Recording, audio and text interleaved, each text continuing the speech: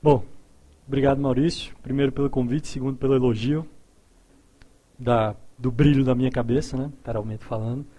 Antes de mais nada, eu queria agradecer muito a Educarte pelo convite e dizer que é uma honra participar desse evento inaugural, desse movimento tão interessante, efetivamente voltado para a construção do conhecimento coletivo, que é o TEDx Vila Madá, na verdade, né, e que abraça uma causa tão nobre, que é manter o teatro aqui funcionando bem, oferecendo aqui para o bairro uma programação tão legal como oferece, como tem oferecido até hoje. Portanto, doem, né, na saída.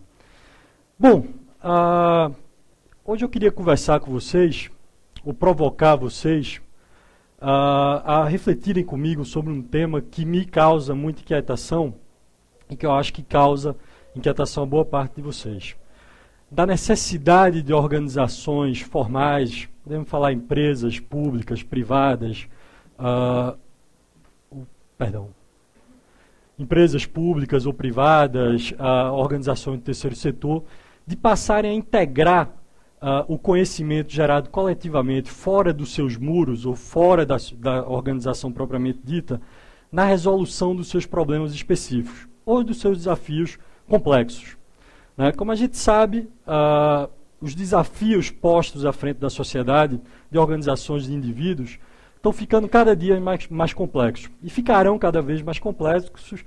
Isso é, sem sombra de dúvida, uma das conclusões que a gente pode tirar da última década, do crescimento da internet, do crescimento das tecnologias de informação e comunicação. Quer dizer, a complexidade, ela não anda, ela galopa, né? E o que é que acontece quando a organização, nos moldes tradicionais, se depara com um desafio complexo? Bom, ela normalmente recorre ao que eu chamo de sopa de letrinhas da gestão. Essas letrinhas basicamente se referem a siglas, né, de processos ou de métodos de gestão que se referem, por sua vez, que se referem a metodologias criadas para enfrentar desafios em algum determinado momento do tempo. Bom, isso é o principal ponto que elas têm em comum. Elas foram criadas para enfrentar desafios em determinado momento do tempo e desafios muito específicos, né? Obviamente, quem criou ou quem utilizou percebeu que elas tinham uma utilização mais ampla e que poderiam também ser aplicadas a outros momentos do tempo e outros desafios tão complexos quanto aquele primeiro para o qual ela foi desenhada. E os gestores, obviamente, as usaram e as usam com muita propriedade em vários momentos. Mas, como toda metodologia pré-fabricada, elas têm um limite de aplicação, né? Certamente podem atender a uma demanda em determinado momento, mas em muitos outros momentos não atendem essa demanda. E aí, quando elas não atendem, o gestor se pergunta: a solução perfeita? Onde está a minha solução perfeita? Né? Existe essa danada solução perfeita? Obviamente é muito difícil achar uma solução que resolva completamente um problema complexo colocado à frente da organização. Então, uma vez não achada mais uma vez essa solução, um gestor, nos moldes tradicionais, lembrando, volta à sopinha de letras e pinça dali, ou pega com a colher, mais uma siglazinha ou mais uma metodologia e tenta aplicar novamente essa nova metodologia para ver se ela consegue funcionar ali, se ela, né, cabe e consegue resolver aquele problema. Pode ser que ela consiga, muitas vezes não consegue, na maior parte das vezes eu diria que ela consegue em parte. Uma parte pequena ou não grande parte. E quando não consegue é o pior dos mundos, o problema fica sem resolução. Bom, felizmente isso está mudando, né? E sempre haverá de mudar, na verdade, a ideia é que mude constantemente, que não se mantenha rígida, né? Que você não tenha um conjunto de metodologias pré-fabricadas, que essas metodologias se renovem. Isso está mudando com uma velocidade muito rápida, principalmente na última década, principalmente por conta da redução dos custos de comunicação, que facilita a troca de conhecimento, e pela elevação tremenda na evolução, pela evolução tremenda das tecnologias de informação e comunicação. Eu tentei pegar aqui um exemplo de um modelo que de uma década para cá vem se desenvolvendo e demonstrando uma força muito grande, principalmente em países, a gente pode chamar em países do Bloco Central, ou principalmente nos Estados Unidos, na verdade. É um modelo que chama-se crowdsourcing. O que é o crowdsourcing? Bom, crowdsourcing basicamente é o ato de uma empresa pegar uma tarefa que normalmente seria designada a ser resolvida por um agente específico ou por um funcionário contratado para resolver aquela tarefa, e colocar aquela tarefa à disposição de uma rede de colaboradores, geralmente uma rede massificada, uma rede de muitos colaboradores, com interesses bastante diversos, que vão avaliar e propor soluções, recebendo, obviamente, alguma contrapartida daquela organização. Quais são os principais atributos desse tipo de modelo e o que é que ele tem nos mostrado? Bom, primeira coisa é uma terceirização em massa, né? Quando você terceiriza em massa, a primeira coisa que acontece é um ganho de criatividade, obviamente. Se você tiver uma equipe de 3 pessoas debruçada sobre a resolução para resolver um problema, certamente o potencial criativo daquele brainstorm de 3 pessoas será muito menor do que o potencial criativo, digamos, de uma rede de 100 ou 200 mil pessoas, por exemplo, que vão se engajar em tentar achar uma solução para aquilo. Ao mesmo tempo que esse modelo impulsiona expressivamente a criatividade, ele também reduz o custo de uma forma muito significativa. Uma vez que a organização, nesse caso, ela não paga mais pelo processo de tentativa e erro, como aconteceria naquele começo da minha apresentação, em que eu falei de metodologia, você pega uma, tenta, não funcionou, pega outra, tenta, não funcionou e por aí vai. A empresa, nesse caso, não paga por isso. Ela não paga, ou a empresa, ou a organização do terceiro setor, o governo, etc. Ela não paga por esse processo todo de tentativa e erro. Ela paga apenas para a solução. Se a solução for encontrada por essa rede, que se dedicou para receber uma contrapartida, a empresa vai lá e paga por essa solução. Ou seja, é um custo pontual para a melhor solução possível encontrada naquele universo. Existem 2 exemplos de empresas que eu pensei aqui, da internet mesmo, que são empresas que já estão há um bom tempo nesse mercado, bom tempo levando em consideração, lógico, a idade desse mercado, que é muito pouca, que é a Innocent e a Topcoder. Ambas foram fundadas no início da década, nos Estados Unidos, e as duas funcionam basicamente numa arquitetura muito parecida. Ambas são mercados de inovação, a gente pode chamar. Basicamente, nesse caso, uma empresa que tem um desafio complexo, que já tentou resolver esse desafio intramuros, tentou resolver esse desafio extramuros, com consultores, com rede de conhecimento, universidades com a qual se relaciona, e não conseguiu, entrega, por exemplo, esse desafio para a Innocent, que imediatamente disponibiliza na sua rede. Uma rede, por sinal, bastante robusta, como a gente pode ver. No caso da Innocent, 185 mil colaboradores de 175 países. No caso da Topcoder, 230 mil desenvolvedores de 200 países. O que é que essas empresas fazem? Elas apresentam um desafio para toda a sua rede, não há distinção de quem pode ou não participar da solução daquele problema, quem se sentir apto a participar da solução daquele problema tentará solucioná-lo, não existe custo para você participar na solução, obviamente você só tem ganho se você conseguir solucionar. Ela coloca lá, e caso seja solucionado, há um prêmio para, digamos, esse solucionador do problema. A empresa, obviamente, paga apenas o FII do prêmio e o FII da empresa, e o solucionador ganha apenas o valor já estipulado previamente do prêmio. Há uma diferença entre as duas, que a gente vai ver que é uma diferença até certo ponto relevante.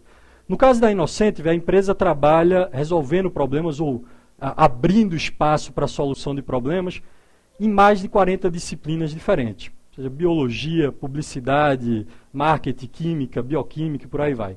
A Topcoder, por outro lado, trabalha apenas com o desenvolvimento de software. Então tem ali 230 mil desenvolvedores de software e uma rede de empresas que está constantemente apresentando problemas de código, de algoritmo, etc. e tal, e esses desenvolvedores se debruçam para resolvê-los. Obviamente você precisa ter um sistema de estímulo. Quer dizer, ninguém numa rede se dedique especificamente a um problema se você não estimular essa pessoa a fazer isso. Né? O estímulo pode ser de diversas formas. No caso dessas duas organizações, que são empresas voltadas para o lucro, o estímulo basicamente vem de prêmios em dinheiro. Né? No caso da Innocent, ela posta desafios de solução, quer dizer, pega ali um problema e posta um desafio, e os diferentes pesquisadores da rede trabalham para resolver esse desafio, e ao final tem um prêmio, geralmente pago pela empresa. No caso da Topcoder, competições. Um esquema muito parecido, na verdade, quer dizer, a Topcoder tem um prêmio também pré-estabelecido e abre uma competição, digamos, uma competição de algoritmo, e os interessados participam. Bom, Obviamente é um mercado novo, ainda não há muito a se dizer sobre esse mercado, mas já existem alguns estudos que têm sido feitos e têm mostrado alguns pontos muito interessantes. Esse é um estudo que foi publicado, até certo ponto, recentemente, pela Escola de Negócios de Harvard, que levantou aí, estudou, na verdade, 166 problemas postados por 26 empresas a 80 mil colaboradores distribuídos em 150 países no ambiente da Innocentive. Bom, o primeiro resultado do estudo foi que eles acharam que desse universo de 166 problemas, 49 problemas foram resolvidos. Bom, a gente pode se perguntar aí, dizer, bom, não é uma taxa tão eficiente, né? Afinal de contas, menos de 1/3 dos problemas apresentados foram resolvidos. No entanto, se a gente olhar da perspectiva de uma empresa que já se debruçou durante possivelmente meses tentando resolver aquele problema, meses ou anos, na verdade, gastou rios de dinheiro formando equipes, formando grupos, contratando consultores, etc. e tal, e não conseguiu resolvê-los, 49 problemas nesse universo resolvidos por um custo único, né, pago apenas na resolução, é uma taxa muito interessante, na verdade. Mas o achado mais interessante feito pelos pesquisadores, mais interessante e mais surpreendente, na verdade, feito por esses pesquisadores, está posto aqui nesse gráfico. Acho que quase ninguém consegue ver, mas eu vou tentar explicar aqui. Basicamente, aqui no eixo vertical, você tem a probabilidade de resolução do problema apresentado, do desafio apresentado. E no eixo horizontal, a distância entre a área de conhecimento relativa àquele problema e o campo de atuação do colaborador. Bom, o que é que esse gráfico aqui nos diz? Ele está nos dizendo que quanto mais à direita está o colaborador, maior a probabilidade de solução de um problema. Basicamente, o que ele nos diz? Que, muitas vezes, nessa rede da Innocentive, uma bióloga, por exemplo, resolveu melhor um problema de química do que um universo de 100 químicos, por exemplo. Esse é um exemplo que eles citaram diretamente na pesquisa. Mas o que ele mostra é que não, o conhecimento, ou seja, o conhecimento a ser aplicado na resolução do problema, ele não necessariamente está nas mãos de quem foi formado para fazer isso. Ele pode estar nas mãos de alguém que tem um instrumental de conhecimento que não usa diariamente, porque não é demandado a usar, porém, quando é demandado a usar, pode usar com mais propriedade do que quem inicialmente seria mais indicado a resolver esse problema. Então, basicamente, esse gráfico nos mostra que diversidade é igual a eficiência. Ou que quanto mais diversidade, maior a eficiência na construção de conhecimento voltado para a resolução de um desafio. Por que isso acontece? Tentei esquematizar aqui de uma forma, né, bem um design pobre, né, não deu para fazer uma coisa muito mais bonita, mas aqui eu tentei esquematizar uma rede genérica, né, talvez até massificada, né, uma rede de com grande participação de indivíduos, e obviamente como uma rede social, digamos, virtual, que é o caso, muito desorganizada. Ou seja, a rede é um aglomerado de indivíduos ou grupos de indivíduos que se comunicam aí de forma aleatória, desordenada, mas que de uma forma ou de outra estão construindo conhecimento e passando esse conhecimento adiante. A questão que fica aí é, bom, esse conhecimento está sendo usado? Esse conhecimento está sendo usado para quê? Como usar esse conhecimento? Se a gente considerar que essas setinhas são conhecimentos, é muito conhecimento. Mas como é que a gente vai usar? Ele é difuso, ele está disperso. Bom, o que é uma organização? A organização é justamente o contrário. Ela cria uma estrutura fechada, rígida, determina fluxos de conhecimento estabelecidos, hierarquizados, de acordo com o estatuto e objetivos dessa organização, e manter esses conhecimentos ali dentro, digamos assim, de tubos de comunicação. Esse conhecimento ele tem um fluxo determinado a seguir. O que é que ela perde, que a rede não perde? A rede não perde conhecimento, a rede não desperdiça conhecimento. Ela pode desperdiçar a aplicação do conhecimento, mas a produção do conhecimento é constante. A organização, por não ter recursos, não ter funcionários, ou não ter capacidade de ter a quantidade de indivíduos com tanto conhecimento diverso que uma rede tem, ela obviamente perde talento, perde conhecimento, mas ganha também em capacidade de aplicação ou em capacidade de aterrissagem de conhecimento. Hoje, como é que se dá a relação entre organização e redes, na maior parte das vezes, aí olhando sempre os casos mais tradicionais? A organização consulta um determinado indivíduo ou grupo de indivíduos localizado nessa rede para resolver um desafio. É o caso, por exemplo, que a gente já citou, do Innocentive ou do Topcoder. E, obviamente, ela, ao consultar e oferecer uma contrapartida, recebe, obviamente, um input de conhecimento interessante para a operação dela. Da mesma forma, um indivíduo da rede que percebe um conhecimento interessante para ele dentro da organização, solicita esse conhecimento e, após alguma negociação, possivelmente conseguirá extrair alguma coisa. E assim continua a dinâmica entre rede e conhecimento, com consultas pontuais. O que é que acontece se a gente incluir uma rede numa estrutura ou num ecossistema, ou uma organização numa estrutura ou no ecossistema de redes? A primeira coisa que acontece é uma bagunça danada, como a gente está vendo aí. Mas não é uma bagunça sem sentido. Muito ao contrário, é uma bagunça que faz muito sentido para ambas as partes, na verdade. Né?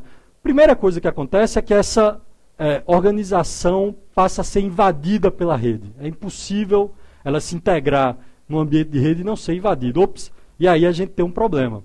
Né? Organizações não gostam muito de ser invadidas.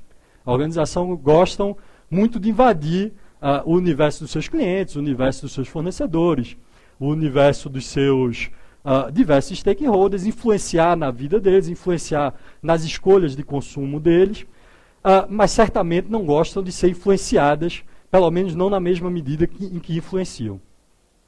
Então, para fazer isso, a primeira coisa que uma organização tem que fazer é perder controle da informação, ou perder o controle de parte da informação que ela detém. Ou seja, migrar para o modelo de rede. Lembrando que no modelo de rede, compartilhar a informação é poder. E no modelo de empresa tradicional, do século passado, deter informação é poder. Então você tem aí um choque cultural muito pesado para ser resolvido e necessita de ousadia da empresa. Uma vez vencido esse choque cultural, a primeira coisa que a empresa se beneficia, o primeiro benefício da empresa, é que ela passa a observar totalmente todos os conhecimentos que circulam nessa rede. Esse conhecimento está circulando na frente dela a partir de agora. Né? Ela não precisa mais consultar essa rede. Essa rede está constantemente trocando conhecimento à frente dela. E, ao mesmo tempo, ela precisa também devolver alguma coisa para a rede. E, obviamente, isso é conhecimento. As pessoas que estão conectadas em rede estão buscando, em primeiro lugar, conhecimento. Em segundo lugar, se produzir um conhecimento que gere resultado financeiro para a empresa, uma contrapartida também financeira não vai ser nada mal. Bom, esse certamente é um modelo que está fadado, digamos assim, a acontecer. As empresas precisarão se integrar. Né? O poder de geração de conhecimento por meio de estruturas coletivas é muito forte para uma organização simplesmente passar ao largo disso. É necessário, é fundamental que as organizações se preparem e acelerem seus processos no sentido de passar a integrar efetivamente ambientes de rede e trocar conhecimento constantemente, às vezes até dando mais do que recebendo. Dito isso, eu queria acabar a nossa conversa com a frase de Edgar Morin, que é um filósofo francês, um dos expoentes da teoria da complexidade, que vem se confirmando ao longo dos últimos anos, aí, mostrando que realmente os paradigmas antigos, principalmente do modernismo, etc., da modernidade, estão sendo destruídos. E ele nos fala que quando o inesperado se manifesta, é preciso ser capaz de rever nossas teorias e ideias, em vez de deixar o fato novo entrar à força num ambiente incapaz de recebê-lo. A minha visão é que esse inesperado já se manifestou. Esse inesperado é o poder coletivo, é o poder da construção de conhecimento em estruturas coletivas e vem se manifestando cada vez mais força. Então é fundamental que as organizações se movimentem, entendam isso e façam com que essas estruturas possam produzir conhecimento, tanto para elas quanto para a sociedade no geral. Agradeço, muito obrigado.